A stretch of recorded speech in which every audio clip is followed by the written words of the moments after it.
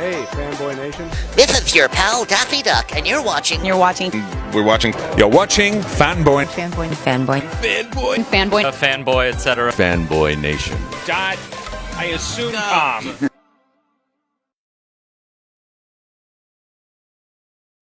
As we're getting ready for Bellator 261, today I have the pleasure of speaking with German fighter Daniel Weichel. How are you today, Daniel? Thank you. I'm doing very good. Just coming back home from training and ready to fly over to the US this Sunday. Yes. Well, the weigh-ins are coming in for you.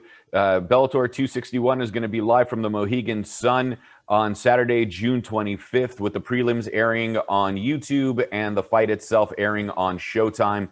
You're taking on Keoni Diggs. He's an upcoming Hawaiian sensation. You're the season 10 winner for the Bellator tournament, and your career keeps growing. You're 40 and 12 in MMA. You have a long career, but you still have the drive to fight and continue to do so. What does Saturday look like for you, especially now that you've come from training? Was it a lighter sparring day today? Today was the last harder sparring session, so this was pretty much the hard part of the training camp, and now it's all smooth, cutting weight, going through techniques, and making sure the game plan is on point, and then just cutting weight and get in the cage. You've been with Bellator for quite a while. I mean, having been the season 10 winner, and then title contention and everything else that's been going on for you. When they pitch you up against a younger fighter, they always tell you when they're booking the fights, either it's going to be an easy fight for you, or if you win, it's going to be good for your career. What is that like for you when they start telling you either it's going to be an easy fight or it's good for your career? Because no fight is ever truly easy. No, it's not, and especially a guy like Keoni, undefeated till now, and hungry, you can tell. But to me, I'm very hungry to go out there and perform. I felt that the last fights I held back on myself, and I want to go out there and perform. That's what is for me, what it's all about. I don't look beyond the next one. I'm really looking forward to this fight, and I'm really looking forward to go out there and perform and show what I got.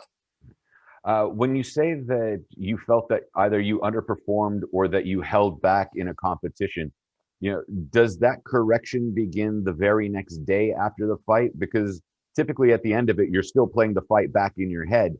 But at some point, there comes the moment where you're like, all right, this is what I need to fix in order to get back on my own standard versus what people have expected from me or where I fell short in my standard.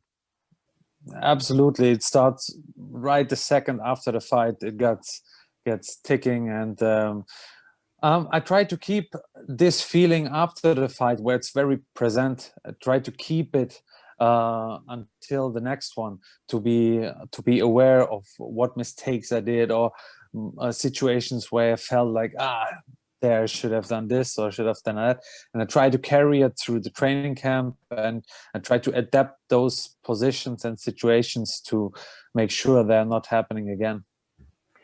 With something like this, and you feel that you personally fell short for yourself in holding back, at some point you have to let go of the regret or the stress from the regret in holding back.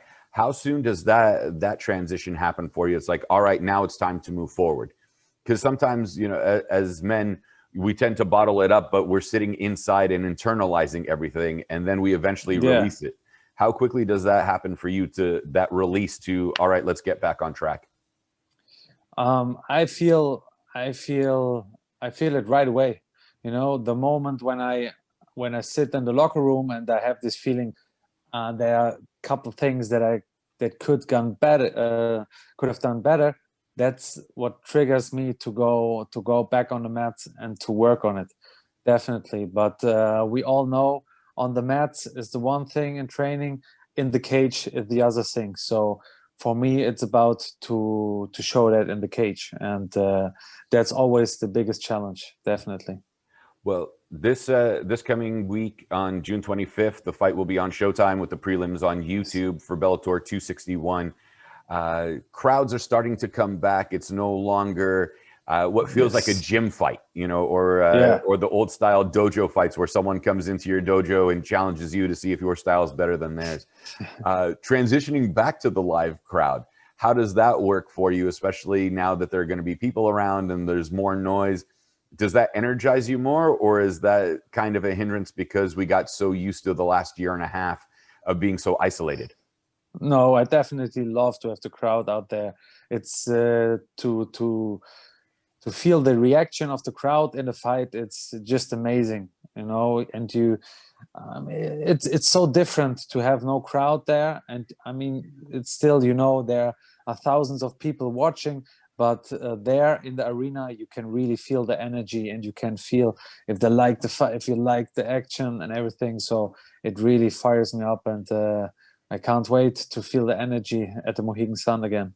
Well, we're excited to see the fight. I know diet has been on point. You're relatively close to your goal weight for the weight cut itself. Yeah. Boss Rutan always says fight within 10 to 20 pounds of your natural walking around weight, which we sometimes see people drop 40 pounds in order to get to their weight class. How have you remained healthy and been able to stay intact without sacrificing not only your metabolism, but your strength in getting ready for Diggs? You know, I have my routine, and I always try to eat as clean and healthy as possible. So for me, it's just basic, you know. Of course, it's not the fun part of everything, but I'm used to it. I know what I'm doing this for, so I keep clean. Now the portions are getting smaller. The training gets also a little bit easier. So I know the process, and I also kind of enjoy it.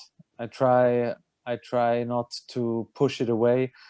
I know that this is part of the game, and somehow I also love it, even when it's not the funniest thing to do.